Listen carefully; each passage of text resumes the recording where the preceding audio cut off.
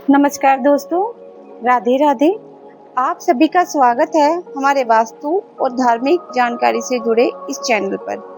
आज की वीडियो बहुत महत्वपूर्ण है क्योंकि आज हम बात करने वाले हैं कलावे यानी मोली के वास्तु महत्व और इससे जुड़े नियमों के बारे में।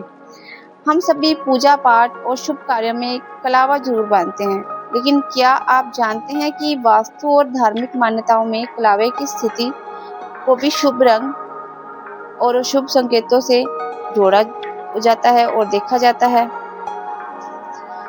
अगर आपके हाथ में अचानक से कलावा टूट जाए, अगर कलावा बार बार खुल जाए, अगर आपका कलावे का रंग फीका पड़ जाए और अगर धागा निकलने लगे या अगर पुराना कलावा लंबे समय तक हाथ में बंधा रहे, तो वास्तु की मान्यताओं के अनुसार इस स्थितियों का क्या संकेत माना जाता है।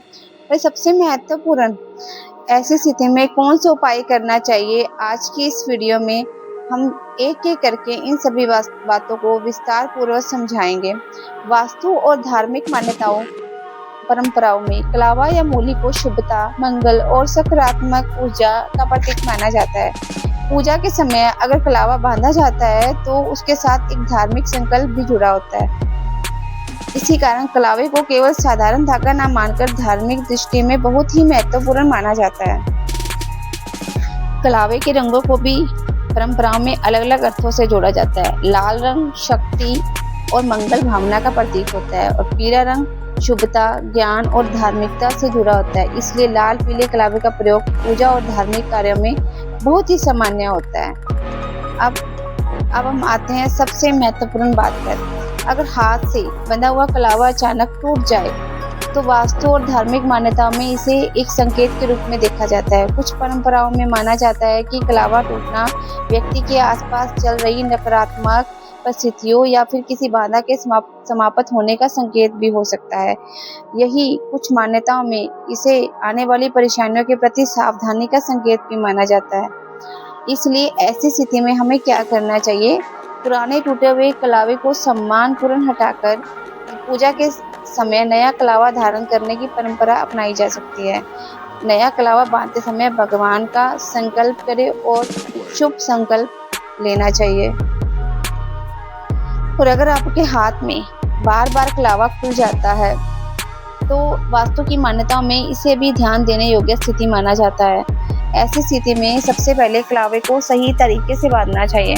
अगर फिर भी बार बार खुलता है तो पुराने कलावे को बदलकर नया कलावा धारण करने की परंपरा को अपनाना चाहिए। कई वास्तु मान्यता में इसे घर या व्यक्ति के आसपास अस्थिर ऊर्जा या बाधाओं से जोड़कर देखा जाता है। इसलिए नया कलावा बांधते समय पूजा स्थान पर दीपक जलाकर भगवान का स्मरण करना बहुत ही शुभ माना जाता है दोस्तों।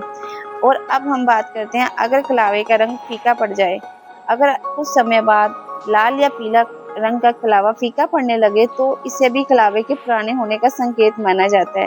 वास्तु या धार्मिक मान्यताओं के अनुसार बहुत पुराना या फीका पड़ा हुआ धार्मिक धागा लंबे समय तक हाथ में रखने के बजाय उसे बदल देना ही शुभ माना जाता है। नया कलावा धारण करते समय पूजा करके भगवान का स्मरण करके इसे बांधा भी जा सकता है। अब मैं आपको ये बताती हूँ कि अगर आपके कलावे के धागे का रंग अगर बार बार निकलने लगे तो अगर आपके धागे निकल रहे हैं, रंग नहीं, धागे निकलने लग जाए, अगर आपके धागे निकल रहे हैं बार बार तो यह कलावा कमजोर हो जाए तो उसे बदल देना चाहिए। वास्तु की दृष्टि से टूटी हुई खराब धार्मिक वस्तुओं को लंबे समय तक संभाल कर रखना उचित नहीं माना जाता। इसलिए जब कलावा अपनी स्थिति खोने लगे तो यह कलावा धारण करना बेहतर माना जाता है। नया कलावा धारण करना ही बेहतर माना जाता है। पुराने कलावे को उचित धार्मिक रीति से अलग किया जा सकता है। कई धार्मिक परंपराओं में 21 दिन की अवधि तक विशेष कलावे को रखना माना जाता है। इसी वजह से कुछ लोग 21 दिन के बाद कलावा उतार देते हैं। अगर आप इस परंपरा का पालन करते हैं तो 21 दिन पूरे होने के बाद पुराने कलावे को सम्मानपूर्ण उतार कर नया कलावा धारण कर सकते हैं। नया कलावा बांधते समय भगवान का ध्यान करना, शुभ संकल्प लेना अच्छा माना जाता है। अब हम बात करते हैं कि पुराना कलावा कहाँ रखा जाता है। पुराने कलावे को कभी भी इधर उधर नहीं फेंकना चाहिए। जो आप कलावा उतार देते हैं उसको कभी इधर उधर नहीं फेंकना चाहिए दोस्तों। धार्मिक परंपरा के अनुसार इसे किसी स्वच्छ और सम्मानजनक स्थिति पर ही रखना चाहिए। कुछ परंपराओं में पुराने धार्मिक धागे को पेड़ के पास रखने की मान्यता है, लेकिन इसे किसी भी पेड़, नदी या सार्वजनिक स्थान पर छोड़ने की बजाय अपने घर की परंपरा और स्थानीय रीति के अनुसार ही उचित स्थान का चुनाव करें। अब एक बहुत महत्वपूर्ण बात, कलावा केवल व्यक्ति की कलाई से जुड़ी धार्मिक वस्तु नहीं है, बल्कि इसे घर की सकारात्मक ऊर्जा से भी जोड़ा जाता है। वास्तु के अनुसार घर में सकारात्मक वातावरण के लिए पूजा स्थान पर स्वच्छ और व्यवस्थित होना महत्वपूर्ण माना जाता है। इसलिए अगर आपके घर का पूजा स्थान साफ है तो आपके घर में सकारात्मक एनर्जी, सकारात्मक ऊर्जा प्रवेश करेगी। अगर आपका पूजा स्थान गंदा है तो नकारात्मक एनर्जी प्रवेश करेगी। ये वास्तुशास्त्र के अनुसार माना गया है। इसलिए जिस घर में कलावा और धार्मिक वस्तु का प्रयोग होता है वहाँ पूजा स्थान भी साफ रखना चाहिए। कभी भी फोटोज है भगवान की या दीपक है या पूजा का कोई भी स्थान है, उसे अस्त व्यस्त नहीं रखना चाहिए, उसे अपनी जगह पर प्रॉपर तरीके से रखना चाहिए। अब आपको मैं बताती हूँ कि कलावा बांधते समय किन बातों का ध्यान रखना चाहिए। सबसे पहले अपने हाथों को वॉश कर ले, धो ले, स्वच्छ कर ले, फिर भगवान का स्मरण करें। कलावा बहुत ज़्यादा ढीला या बहुत ज़्यादा कसकर नहीं बांधना चाहिए। पूजा या शुभ कार्य के समय श्रद्धा के साथ कलावा बांधना चाहिए। मन में कोई बैर भाव या कुछ भी नहीं होना चाहिए।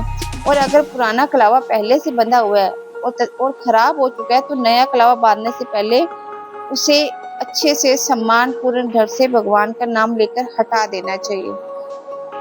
वास्तु और धार्मिक परंपराओं में इस संकल्प का बहुत महत्व है, कलावे का और शुभ संकल्प। इसलिए कलावा बांधते समय केवल धागा ना बांधे, बल्कि मन में शुभ भावना रखें। जब भी आप कलावा बांधे तो आपके मन में भावनाएं होती है वो शुभ होनी चाहिए। और आप मन में एक संकल्प भी ले सकते हैं, मेरे घर में सुख शांति बनी रहे, मेरे परिवार में प्रेम और सौहार्द बना रहे, मेरे घर की नकारात्मकता दूर हो और सकारात्मक वातावरण बना रहे। इसी शुभ भावना के साथ कलावा धारण करना धार्मिक दृष्टि से मंगलकारी माना जाता है। अब मैं आपको कलावे से जुड़े कुछ वास्तु दोष बताऊंगी। अब एक बार सभी महत्वपूर्ण स्थितियों को संक्षेप में समझ लेते हैं, ठीक है। पहला दोष है टूटा हुआ कलावा। हाथ में टूटे हुए कलावे को लंबे समय तक बांधना उचित नहीं है। और दूसरा दोष जो वास्तु का लगता है, बार बार अगर आपका कलावा खुल रहा है, ऐसे कलावे को बदलकर नया कलावा ही धारण करना चाहिए, वो नहीं रखना चाहिए। तीसरा दोष, अगर आपका कलावा बहुत पुराना हो गया है तो पुराने और कमजोर पड़े हुए कलावे को भी आपको बदल देना चाहिए, ताकि इससे भी आपके घर में वास्तु दोष ना हो, नकारात्मक ऊर्जा प्रवेश ना करे। और अगर आपका कलावा गंदा हो गया तो भी आपको साफ सुथरे कलावा पहनना चाहिए। धार्मिक वस्तु को स्वच्छ कर रखना अवश्य माना जाना चाहिए। पांचवा दोष तब लगता है कलावे को अगर हम गलत स्थान पर रखते हैं। पुराने कलावे को सम्मानपूर्ण निपटान रखना चाहिए, गंदे नाले में उसे नहीं रखना चाहिए, उसे सही साफ सुथरी नदी में ही बहाना चाहिए, उसका बहाव करना चाहिए। और अगर आपका पूजा स्थान भी अस्त व्यस्त है, अगर आपका कलावा धार्मिक पूजा का हिस्सा है तो पूजा स्थान को साफ और व्यवस्थित रखना चाहिए। अब कुछ वास्तु उपाय बताती हूँ मैं आपको। अगर कलावा टूट गया है या पुराना हो गया है तो इसे पहले पुराने कलावे को सम्मानपूर्ण उतारिए, पूजा स्थान को साफ करें, दीपक जलाएं, भगवान का स्मरण करें और अपनी परंपरा के अनुसार नया कलावा धारण करें। साथ ही घर में अनावश्यक टूटे फूटे सामान को जमा न करें। घर में कभी भी टूटा हुआ सामान नहीं रखना चाहिए, इससे वास्तु दोष लगता है दोस्तों। और पूजा स्थान को भी साफ सुथरा रखना चाहिए। घर में प्रकाश और हवा का उचित प्रवेश रखिए और घर में सकारात्मक वातावरण बनाए रखिए। अपने मन को साफ सुथरा रखिए। तो दोस्तों, आज हमने विस्तार से जाना कि वास्तु और धार्मिक मान्यताओं के अनुसार कलावे को लेकर किन बातों का ध्यान रखना चाहिए। कलावा टूटना, खुलना, पुराना होना, उसका रंग फीका होना, इन सभी परिस्थितियों को परंपराओं में अलग अलग संकेतों से जोड़ा जाता है।